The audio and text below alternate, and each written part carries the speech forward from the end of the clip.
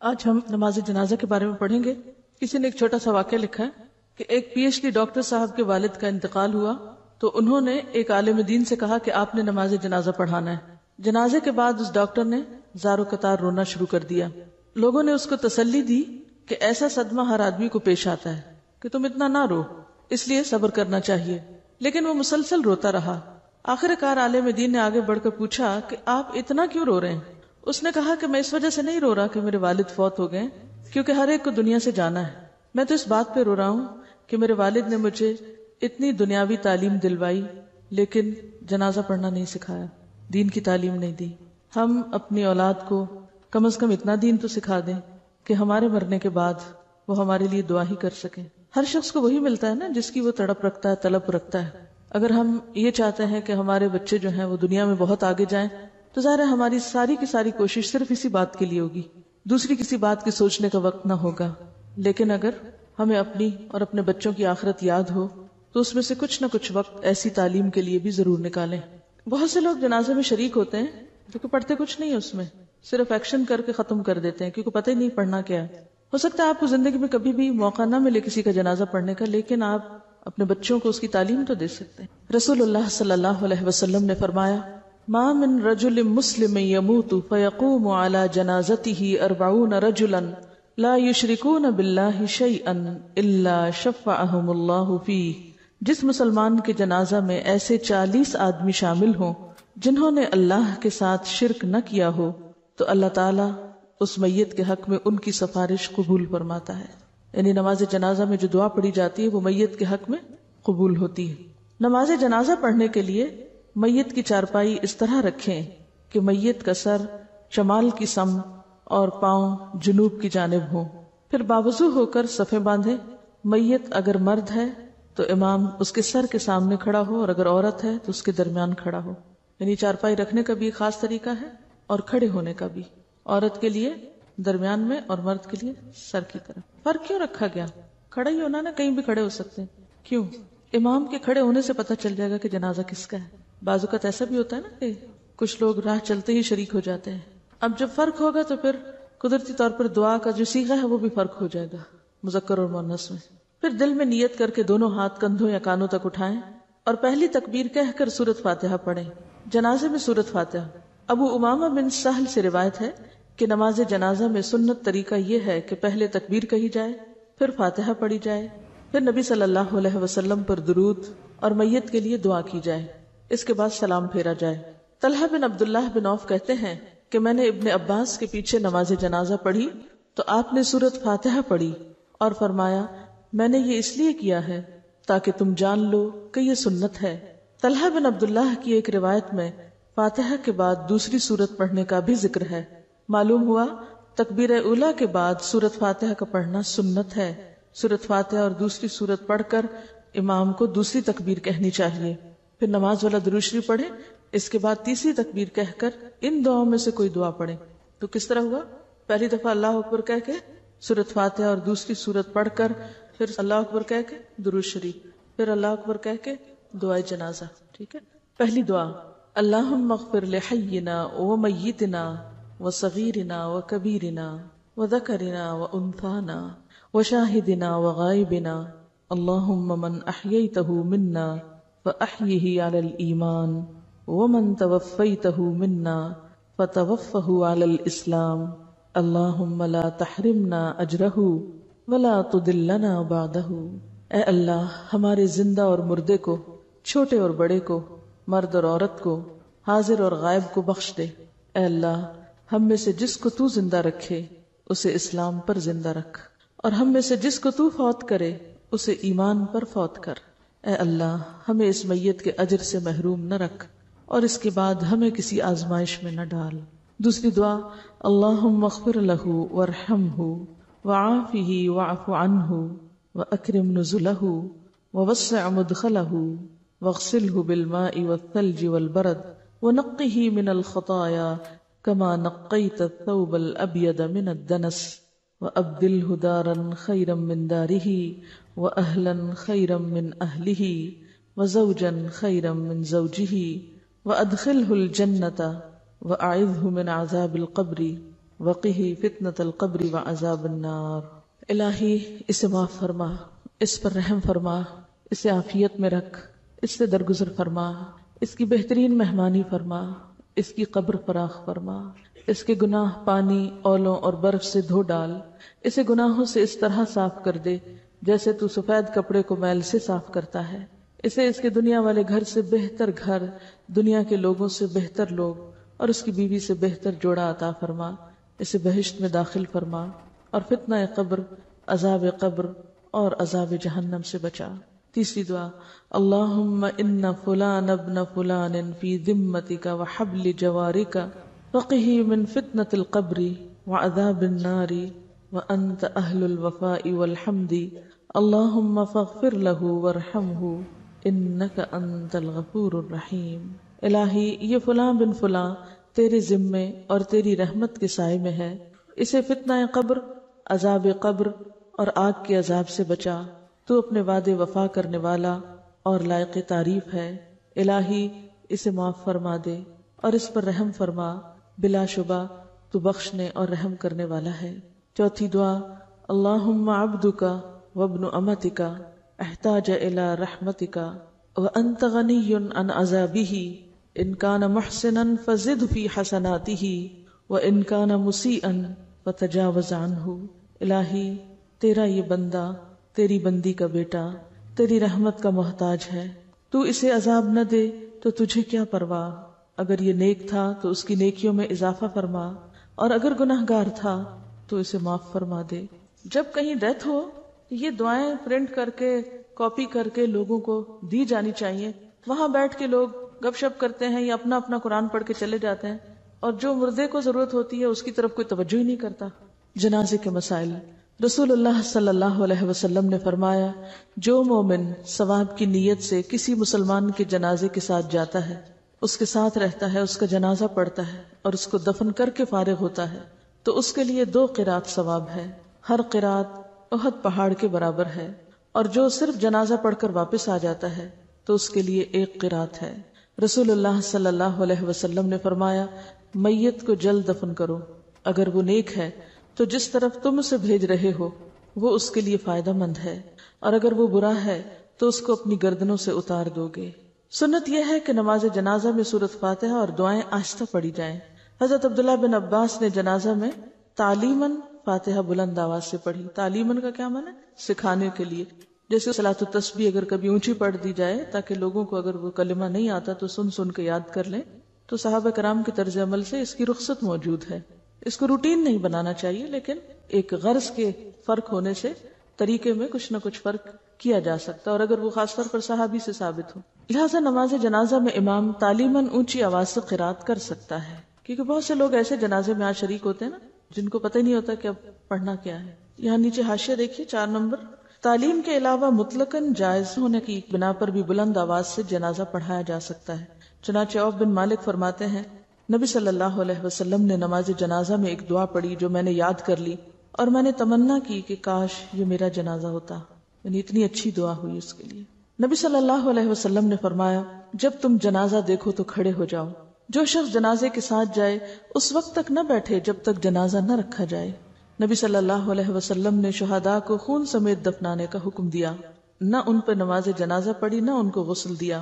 حضرت ابو ہریرہ رضی اللہ عنہ نے نماز جنازہ کی 4 تکبیریں روایت کی۔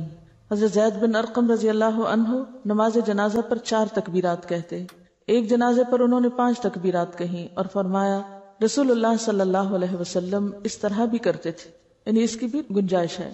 رسول اللہ صلی اللہ علیہ وسلم نے سہیل رضی اللہ عنہ اور ان کے بھائی کی نماز جنازہ مسجد میں پڑھائی، تو اس سے کیا پتہ چلتا ہے مسجد میں بھی جنازہ پڑھایا جا سکتا ہے۔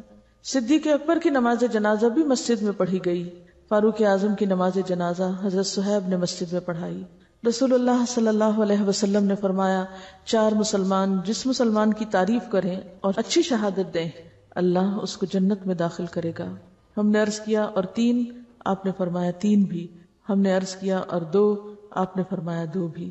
لیکن ایک بات یاد رکھیے کہ کسی کی تعریف کرنا ہو یا تنقید، دونوں میں سچائی ہونی چاہیے۔ جھوٹی تعریفوں سے کچھ فائدہ نہیں، یعنی اگر کوئی کسی کی تعریف کرے بھی اور اس میں کوئی سچائی نہ ہو تو اللہ کو تو پتہ ہے، اس لیے اس حدیث کو پڑھ کر یہ غلط فہمی نہ ہو کہ یہ تعریف کو ایک منوپلی ہے کہ کچھ لوگ مل جل کے کہیں کہ ٹھیک ہے، کسی کو کوئی رشوت دے کے مر جائے کہ دیکھو میرے بات تم، چاہے میں غلط ہوں مگر میری تعریفیں کرنا تاکہ فرشتے لکھ لیں. تو جو شخص جس تعریف کا مستحق نہ ہو تو وہ تعریف اس کو فائدہ بھی نہیں دیتی. اور یہ بھی یاد رکھیے کہ اگر آپ کا دل دوسروں کے لیے کھلا ہوگا، آپ دوسرے کی خوبی بیان کریں گے تو وہ بھی آپ ہی کے حق میں اچھا ہے. اور اگر آپ دوسروں کے عیب ہی چنتے رہے تو پھر اللہ تعالیٰ ایسے لوگ مقرر کر دے گا جو آپ کے عیب ہی چنتے رہیں گے. حضرت عثمان بن مظعون جو تھے، ام العلا انصاریہ جن کے گھر میں انہوں نے وفات پائی، وہ فرماتی ہیں کہ جب تجہیز و تکفین کے بعد جنازہ تیار ہوا تو آن حضرت صلی اللہ علیہ وسلم تشریف لائے. میں نے کہا ابو الصائب تم پر خدا کی رحمت ہو، میں گواہی دیتی ہوں کہ خدا نے تم کو معزز کیا. میں اس بات پہ گواہ ہوں کہ خدا نے تمہیں بہت عزت بخشی ہے. ارشاد ہوا تمہیں کس طرح معلوم ہوا کہ خدا نے انہیں معزز کیا؟ میں نے عرض کی کہ میرا ماں باپ آپ پہ فدا ہو یا رسول اللہ، پھر خدا کس کو معزز کرے گا اگر عثمان بن مظعون کو نہیں؟ فرمایا عثمان کو درجہ یقین حاصل تھا اور میں اس کے لیے بہتری کی امید رکھتا ہوں، لیکن خدا کی قسم میں رسول خدا ہو کر بھی نہیں جانتا کہ میرا انجام کیا ہوگا. اور اس غلطی کا ہم میں سے بہت سے لوگ شکار ہیں. جب کوئی فوت ہو جائے تو اس کے لیے تعریف میں ایسے ایسے لفظ بعض اوقات مبالغہ آرائی کے استعمال کرتے ہیں کہ جو زیب نہیں دیتے.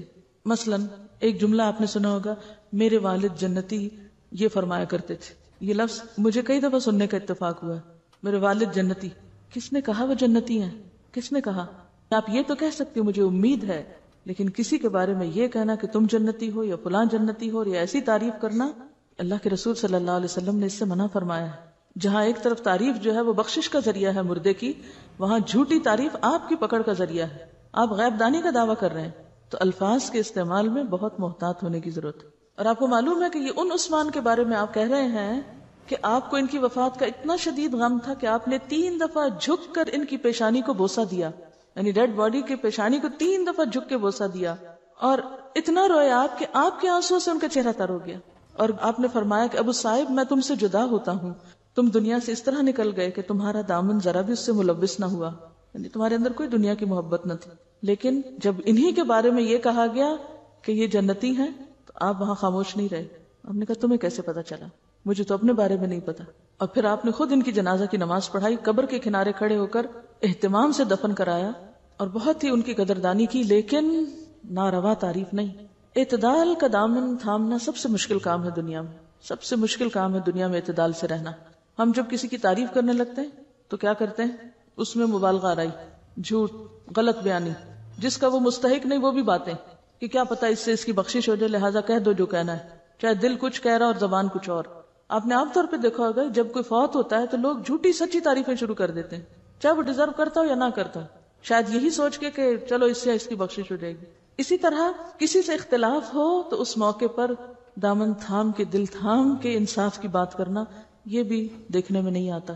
کسی کی ایک غلطی دیکھ کر اس کو پورے کا پورا کنڈم کر دیا جاتا ہے، کسی کی ایک خوبی دیکھ کر اس کو جنرلائز کر کے اس کی ساری خامیوں پہ پردہ ڈال دیا جاتا ہے. آپ نے کیا پڑھا فقہ اسلامی میں؟ کیا طریقہ تھا ہمارے سلف کا؟ کیا کیا کرتے تھے؟ کس طرح رہتے تھے وہ؟ اختلاف کے باوجود حسن زن سے کام لیتے تھے. اور بعضوں کے چھوٹے چھوٹے اختلاف نہیں، بڑے بڑے بھی اختلاف ہوئے، لیکن کسی نے کسی کو کافر قرار نہیں دیا، کسی نے کسی کو واجب القتل قرار نہیں دیا، کسی نے کسی کی ایک غلطی دیکھ کر اس کی ساری خوبیوں کو رگیدا نہیں. تو یہ جو جنرلائزیشن کا مسئلہ ہے، اس پر بھی بہت احتیاط کی ضرورت ہے. اس طرح تو دنیا میں کوئی ایک شخص بھی معصوم نہیں ملے گا آپ کو کہ جس سے آپ استفادہ کر سکتے. آپ سب کے لیے مغفرت کی دعا کر سکتے ہیں. اور یہاں تک آپ دیکھیے کہ ہمیں تو نہیں پتا ہوتا نا کہ کسی کا ایمان کیا تھا، لیکن آپ کو پتا تھا عبداللہ بن ابی کا ایمان کیا ہے، پھر بھی آپ دعا کے لیے تیار ہو گئے، لیکن اللہ کی طرف سے آپ کو روک دیا گیا کیونکہ ان کا نفاق واضح تھا.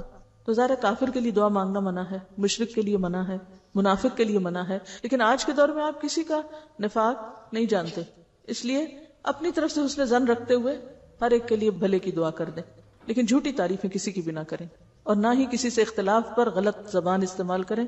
ما يلفظ من قول الا لديه رقیب عتید. کوئی نہیں چھڑائے گا آپ کو، اپنا حساب خود دینا پڑے گا. بعض اوقات ہم صرف میت کے لواحقین کو خوش کرنے کے لیے جھوٹی تعریفیں شروع کر دیتے ہیں. بہت ہی کامن ہے یہ بات کہ زندگی میں ایک دوسرے کی شکل بھی نہیں دیکھتے، اور جب فوت ہوتے ہیں تو صرف لوگوں کے دکھاوے کے لیے جھوٹی تعریفیں کر رہے ہوتے ہیں. اصل میں جھوٹی منافقت ہے اور جھوٹی عام ہو گیا ہے. میں سمجھتی ہوں کہ اگر ہم سب کی ایک چیز کی اصلاح ہو گئی اور وہ جھوٹ ہے، ساری چیزیں درست ہو جائیں. اور اگر اس سے نہیں نکلے تو پھر صرف خول ہے دینداری کا، لبادہ ہے. جی یہ کہتی ہیں کہ بعض اوقات ہم کسی کو جانتے نہیں ہوتے، وہاں ہم تعریف کر ہی نہیں سکتے، ظاہر ہے کہ بغیر جانے آپ کسی کی تعریف کیسے کریں گے؟ تو ایسے موقع پر دعا کریں کہ اللہ تعالیٰ ان پہ اپنی رحمت فرمائے، ان کی بخشش کی دعا مانگے.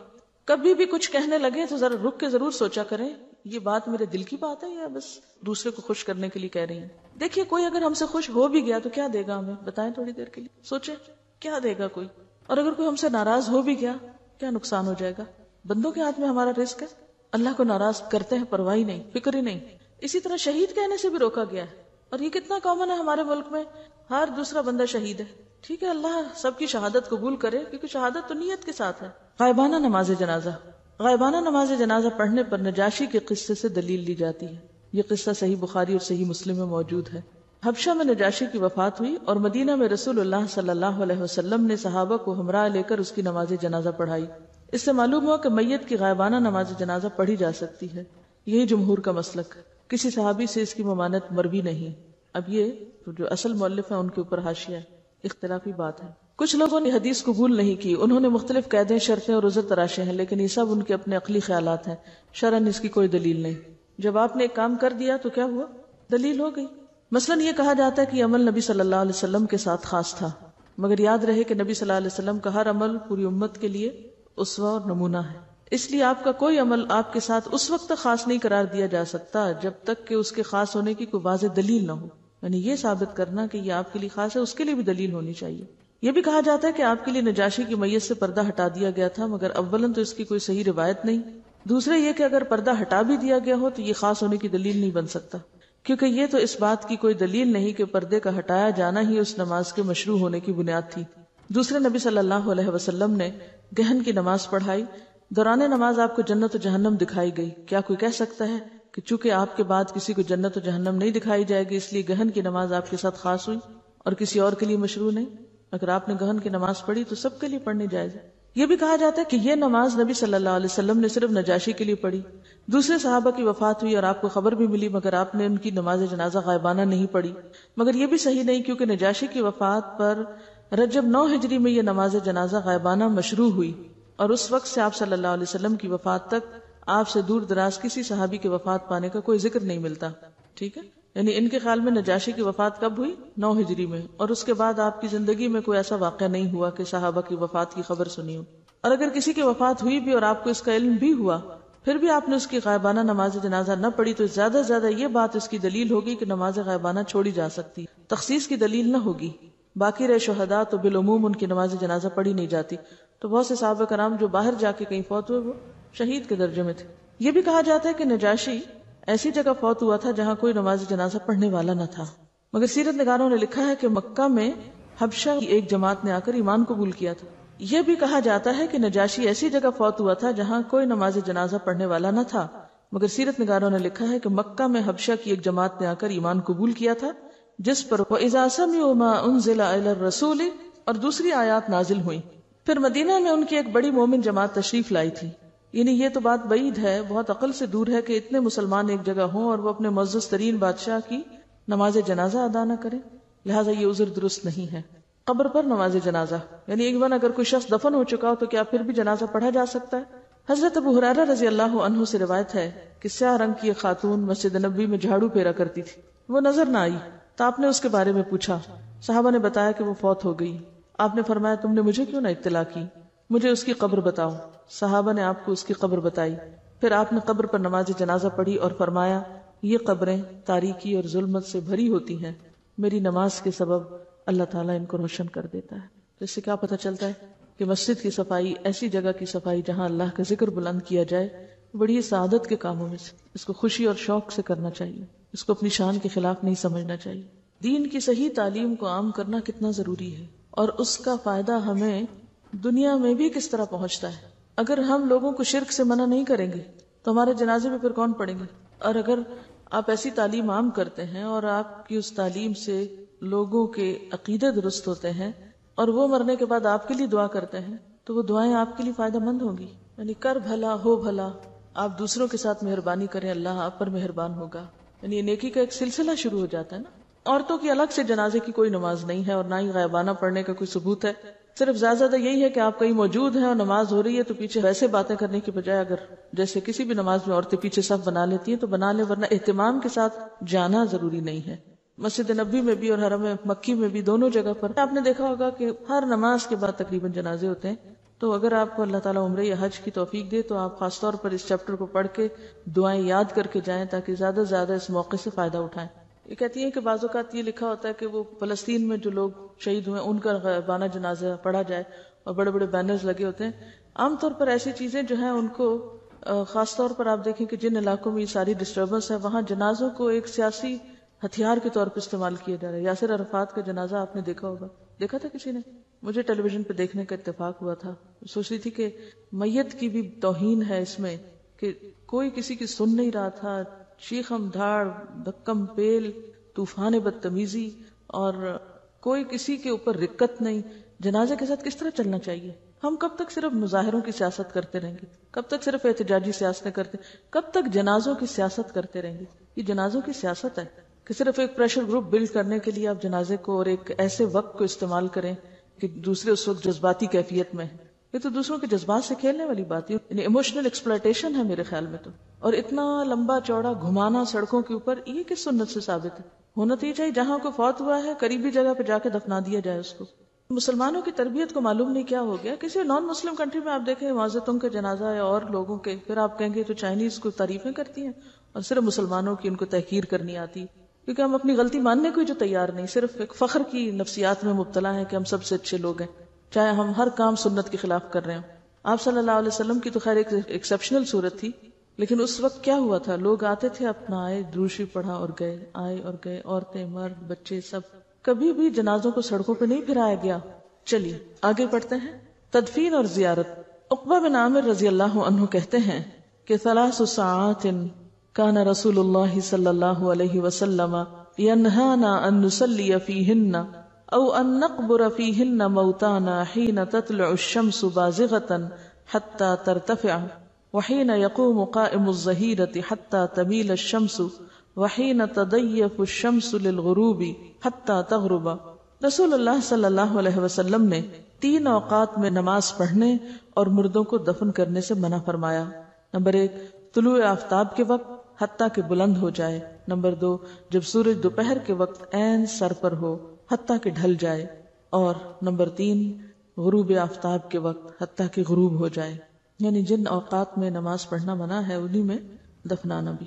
ابن عمر رضی اللہ عنہ سے روایت ہے کہ نماز جنازہ نماز فجر اور نماز عصر کے بعد ادا کی جا سکتی ہے، یعنی فجر کی نماز پڑھ کے ساتھ ہی جنازہ پڑھا جا سکتا ہے۔ حرم میں عام طور پہ ایسے ہوتا ہے۔ اسی طرح عصر کی نماز کے بعد بعض اوقات جنازہ پڑھا جاتا ہے۔ عام نماز منع ہے لیکن جنازے کی نماز پڑھی جا سکتی۔ قبر گہری کھودیں، اسے ہموار اور صاف رکھیں، میت کو پاؤں کی طرف سے قبر میں داخل کریں، میت کو قبر میں رکھتے ہوئے یہ دعا پڑھیں، بسم اللہ وعلی ملت رسول اللہ صلی اللہ علیہ وسلم، اللہ کے نام سے اور رسول اللہ صلی اللہ علیہ وسلم کے مذہب اور طریقے پر اسے دفن کرتے ہیں۔ سعد بن ابی وقاص رضی اللہ عنہ نے وصیت کی کہ میرے لیے لحد بنانا، لحد کیا ہوتا ہے؟ بغلی قبر، اور اس پر کچی اینٹیں لگانا، جیسے کہ رسول اللہ صلی اللہ علیہ وسلم کے لیے کیا گیا تھا۔ آپ صلی اللہ علیہ وسلم کی قبر اونٹ کی کوہان جیسی تھی۔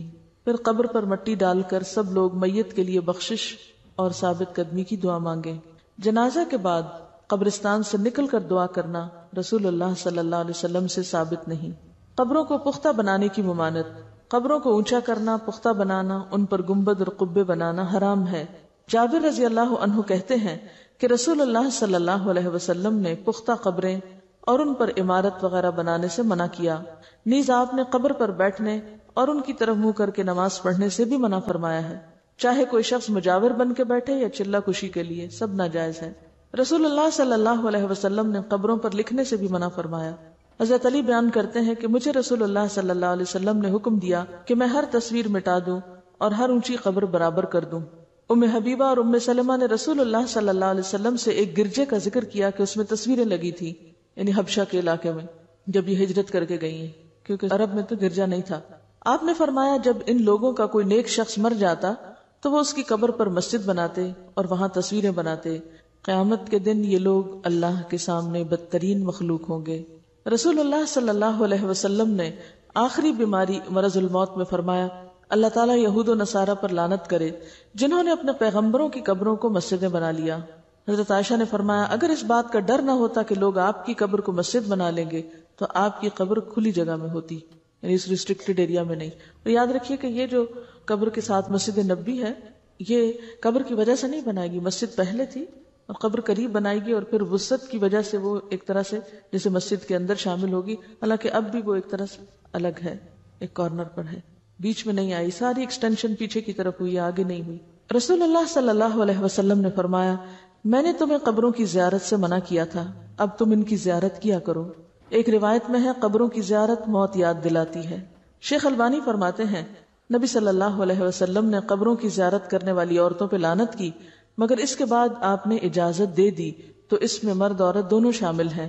آپ صلی اللہ علیہ وسلم ایک ایسی عورت کے پاس سے گزرے جو قبر پر بیٹھی رو رہی تھی، آپ نے اسے اللہ سے ڈرنے اور صبر کرنے کا حکم دیا۔ اگر عورتوں کا قبرستان جانا ناجائز ہوتا تو آپ اس کو قبرستان آنے سے بھی منع کرتے، صرف رونے سے نہیں بلکہ وہاں بیٹھنے سے یا آنے سے بھی۔ حضرت عائشہ اپنے بھائی عبد الرحمن کی قبر کی زیارت کو گئی، ان سے کہا گیا کیا نبی صلی اللہ علیہ وسلم نے عورتوں کو اس سے منع نہیں کیا؟ تو حضرت عائشہ نے فرمایا پہلے منع کیا تھا پھر اجازت دے دی تھی۔ حضرت عائشہ فرماتی ہیں میں نے نبی صلی اللہ علیہ وسلم سے پوچھا جب میں قبرستان میں جاؤں تو کون سی دعا پڑھوں، اور آپ نے دعا سکھائی۔ تو اس سے کیا پتہ چلتا ہے کہ عورت جا سکتی ہے لیکن کثرت سے جانا منع ہے، ورنہ تو آپ کہتے کہ تم نے جانا ہی کیا ہے وہاں تو کیوں یہ دعا سیکھتی ہوں۔ حضرت ابو ہریرہ سے روایت ہے کہ رسول اللہ صلی اللہ علیہ وسلم نے کثرت سے قبروں کی زیارت کرنے والی عورتوں پہ لعنت فرمائی ہے۔ اس سے پتہ چلتا ہے کہ بکثرت زیارت منع ہے مگر کبھی کبھار جانے کی رخصت موجود ہے۔ وجہ کیا ہے؟ آپ صلی اللہ علیہ وسلم فرمایا فزوروها فإنها تزهد الدنيا وتذكر الآخرة، ان کی زیارت کیا کرو کیونکہ یہ دنیا سے بے رغبتی کرواتی ہے انسان کو اور آخرت کی یاد دلاتی ہیں۔ رسول اللہ صلی اللہ علیہ وسلم نے فرمایا مردوں کو برا نہ کہو، جو اعمال انہوں نے کیے تھے وہ انہیں مل گئے۔ ہم لوگ اس ادب اور اخلاق سے بھی عاری ہیں، وہیں بیٹھے بیٹھے شروع ہو جاتے ہیں کہ اس کا چہرہ ایسے لگ رہا ہے، اس کے ہونٹ ایسے ہیں تو اس کا ناک ایسا ہے تو اس کی رنگ ایسا ہو رہا ہے تو اس نے پتہ نہیں کون کون سا گناہ کیا ہوگا، حالانکہ بعض اوقات بعض بیماریاں ایسی ہوتی ہیں کہ جن کی وجہ سے اسکن کا رنگ تبدیل ہو جاتا ہے۔ اور ایک بات یاد رکھیے کہ جو شخص یہ کہتا ہے کہ لوگ ہلاک ہو گئے وہ سب سے زیادہ ہلاک ہونے والا ہے۔ کوئی حق نہیں کسی کو کہ کسی کے بارے میں کچھ طرح کمنٹ کرے، یعنی کسی کی تعریف اگر نہیں کر سکتے تو اس کی برائیوں پر بھی زبان نہ کھولو کیونکہ وہ اپنے انجام کو پہنچ گئے۔ زیارت قبور کی دعائیں، جو شخص قبروں کی زیارت کرنے جائے تو وہ یہ دعا پڑھے السلام علی اہل الدیار من المؤمنین والمسلمین ویرحم اللہ المستقدمین منا والمستأخرین وإنا انشاء اللہ بکم للاحقون۔ مومن اور مسلمان گھر والوں پر سلامتی ہو، ہم میں سے آگے جانے والوں اور پیچھے رہنے والوں پر اللہ تعالی رحم فرمائے، اور اگر اللہ نے چاہا تو ہم بھی عنقریب تم سے ملنے والے ہیں۔ مسلم ہی کی ایک روایت میں یہ الفاظ بھی ہیں اسأل اللہ لنا ولکم العافیہ، میں اللہ تعالیٰ سے اپنے اور تمہارے لیے عافیت کی دعا کرتا ہوں۔ آپ نے سوال یہ کیا تھا کہ اگر کوئی شخص کہیں فوت ہو جائے تو اس کو ٹرانسپورٹ کر کے دوسری جگہ لے جایا جا سکتا ہے؟ پسندیدہ تو یہی ہے کہ جہاں کوئی فوت ہو وہیں دفن کرے، کیونکہ زمین تو ساری اللہ کی ہے، کیونکہ ظاہر ہے کہ کسی مردے کو ٹرانسپورٹ کرنا آسان کام نہیں، الا یہ کہ کہیں کوئی مسلمانوں کا قبرستان نہیں یا کوئی جگہ نہیں مل رہی تو دوسری جگہ لے جا کے دفن کر دیں، لیکن کتنا خرچ اٹھتا ہے اس پہ۔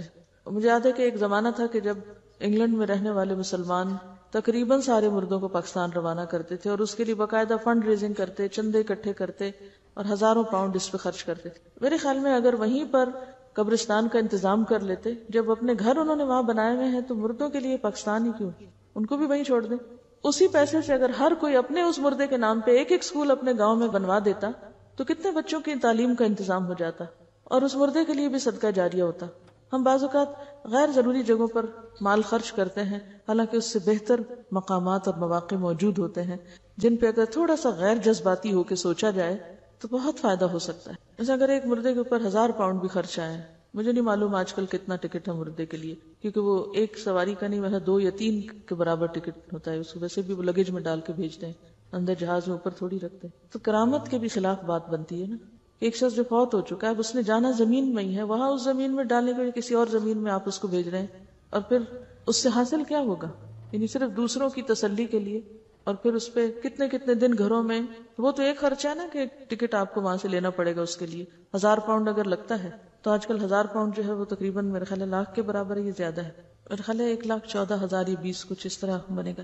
اب اتنے پیسوں میں آپ کسی ایک گاؤں میں 2 کمروں کا اسکول بنا سکتے ہیں. اچھا پھر انتظار میں جو وقت گزرتا ہے، 8 دن بعد میت آ رہی ہے، 8 دن گھر میں مجلس قائم ہے، سب لوگ کام کاج چھوڑ پتہ نہیں کہاں سے اکٹھے ہو رہے ہیں، اور پھر اس پر جو کھانے پینے کا خرچ چلتا ہے، لوگ قرضہ اٹھا کے آنے والوں کی خاطرداری کر رہے ہوتے ہیں، وہ سارا اگر ملایا جائے تو اس سے کہیں بہتر کام ہو سکتے ہیں. اور جانے والے کے لیے دعا کر کے صبر کیا جائے، کیونکہ تھوڑے دن ہیں ہمارے بھی، وہیں جا بیٹھیں گے ہم بھی. تو جب ہمارے سامنے مقاصد واضح نہیں ہوتے تو پھر ہم اپنے جذبات، اپنی تسلی، اپنے سکون اور اپنی خواہش پوری کرنے کے لیے بلا ضرورت اس طرح کی تکلیف کرتے ہیں. اور جب نبی صلی اللہ علیہ وسلم کی واضح حدیث ہے کہ جلدی کرو، دیر نہ کرو، تو پھر کوئی جواز نہیں. دیکھیے ایک شخص وہاں سے آئے گا، آ کے بس صرف شکل دیکھے گا اور روئے دھوئے گا اور خلاص. آپ پہلے اتنا عرصہ کہاں تھے؟ آپ کو اس وقت آنا چاہیے تھا جب وہ زندہ تھا. اب تو ایک رسم دنیا نبھانے آ رہے ہیں آپ. اور دوسری بات یہ ہے کہ مورچری میں رکھ دیتے ہیں. آپ کو کوئی مورچری دیکھنے کا اتفاق ہوا؟ میں نے دیکھی. ایسے ہی جیسے فریزر ہوتے ہیں، کھلتے ہیں اور مردے اس طرح اندر رکھ دیے جاتے ہیں جیسے فریج میں آپ کو چیز رکھ رہے ہیں. آپ اپنے لیے پسند کریں گے کہ آپ کو مرنے کے بعد فریز کیا جائے اور آپ کو مرنے کے بعد اٹھا کے کبھی کہیں. اور بعض اوقات جب وہاں سے ٹرانسپورٹ کرتے ہیں تو آپ کو پتا ہے کہ وہ سارا کچھ اندر سے نکال لیتے ہیں، سب آنتے وانتے ہر چیز، حتیٰ کہ بعض اوقات برین تک کو بھی. اور صرف وہ کھوکھلی سی وہ ایک چیز ہوتی ہے، ہڈیاں چند جو اتنی دور لائی جاتی ہیں. کس لیے؟ زمین کے کسی بھی حصے میں ہوں گے، اٹھا لیے جائیں گے واپس. ایسی چیزوں کو کٹ ڈاؤن کرنا چاہیے اور تھوڑا سا عقل سے کام لینا چاہیے، جذبات سے زیادہ. کوئی شخص اگر کسی جگہ پیدا ہوا اور کہیں اور فوت ہو گیا جا کے، تو وہ سارا علاقہ جو ہے جتنا فاصلہ دور ہے اس کے برابر جنت میں اس کو جگہ ملے گی. چلیے آگے پڑھتے ہیں. دیگر نمازیں. نماز توبہ. رسول اللہ صلی اللہ علیہ وسلم نے فرمایا، جب کوئی آدمی گناہ کرتا ہے، پھر اٹھ کر وضو کرتا ہے، پھر نماز ادا کرتا ہے اور توبہ استغفار کرتا ہے تو اللہ تعالیٰ اس کے گناہ معاف کر دیتا ہے. تو جب سمجھے کہ غلطی ہو گئی ہے، کوئی گناہ ہو گیا ہے، تو بجائے گلٹ میں رہنے کے فوراً اللہ کی طرف لپکے اور دعا کر کے معافی مانگ لے. لیلۃ القدر کے نوافل. رسول اللہ صلی اللہ علیہ وسلم نے فرمایا، جس نے لیلۃ القدر میں ایمان اور ثواب کی نیت کے ساتھ قیام کیا، اس کے تمام گزشتہ گناہ معاف کر دیے جائیں گے. لیلۃ القدر رمضان المبارک کے آخری عشرے کی طاق راتوں یعنی 21، 23، 25، 27 اور 29 میں سے ایک رات ہے. 15ویں شعبان کے نفل. 15ویں شعبان کی رات شب برات کے نوافل کے لیے قیام کرنے اور جاگنے کا اہتمام کرنا احادیث صحیحہ سے ثابت نہیں ہے. اس طرح صرف 15 شعبان کو روزہ رکھنے والی روایت بھی جو ابن ماجہ میں ہے سخت ضعیف ہے. قیامت کے دن صرف وہی نماز قبول ہوگی جو نبی صلی اللہ علیہ وسلم کی سنت کے مطابق ہوگی. ایک اور نماز جس کے بارے میں سوال کیا گیا تھا وہی صلاۃ حاجت، کہ اس کا ذکر نہیں آیا. بات یہ ہے کہ صلاۃ حاجت بنیادی طور پر کیا ہے؟ حاجت کی نماز. حاجت کی نماز سے مراد کیا ہے کہ جب آپ کو کوئی ضرورت پیش آئے، جیسے حدیث میں آتا ہے آپ صلی اللہ علیہ وسلم کو جب بھی کوئی مشکل پیش آتی تو آپ فوراً نماز کی طرف لپکتے، جیسے قرآن میں بھی آتا ہے وَاسْتَعِینُوا بِالصَّبْرِ وَالصَّلَاةِ، صبر اور نماز کے ساتھ مدد لو. تو اس میں آپ جا کے 2 رکعت نفل پڑھ کے اللہ سے دعا کر لیں، یہی صلاۃ حاجت ہے. وہ جو دعا ہے اس کے بارے میں بعض لوگوں کا خیال ہے کہ اس کی سند ضعیف ہے، لیکن بحیثیت دعا کے یعنی بحیثیت دعا اس میں کوئی کمی بیشی نہیں ہے. اگر آپ یہ نہ سمجھیں کہ یہ نبی صلی اللہ علیہ وسلم سے ثابت ہے، اور ویسے دعاؤں میں بحیثیت دعا کے اس کو پڑھ لیں جیسے آپ اپنی اردو پنجابی کی دعائیں مانگتے ہیں، تو اس طرح تو کوئی حرج نہیں. لیکن یہ سوچنا کہ یہ چیز نبی صلی اللہ علیہ وسلم سے اسی طریقے کے ساتھ ثابت ہے تو ایسا نہیں ہے، کیونکہ روایت میں ذوف ہے، اس لیے اس مخصوص طریقے کی پابندی لازم نہیں، یعنی اس مخصوص طریقے کی پابندی نہیں کرنی چاہیے. لیکن 2 رکعت نماز پڑھنے سے کوئی چیز آپ کو نہیں روکتی. آپ کو جب بھی کوئی حاجت ہو آپ اس وقت 2 رکعت نماز پڑھ سکتے ہیں، یہی صلاۃ حاجت ہے. ٹھیک ہے، چلیے کام تمام. تو الحمدللہ آپ کی کتاب مکمل ہوئی. وآخر دعوانا ان الحمد للہ رب العالمین. سبحانک اللہم وبحمدک نشہد ان لا الہ الا انت نستغفرک ونتوب الیک. السلام علیکم ورحمۃ اللہ وبرکاتہ.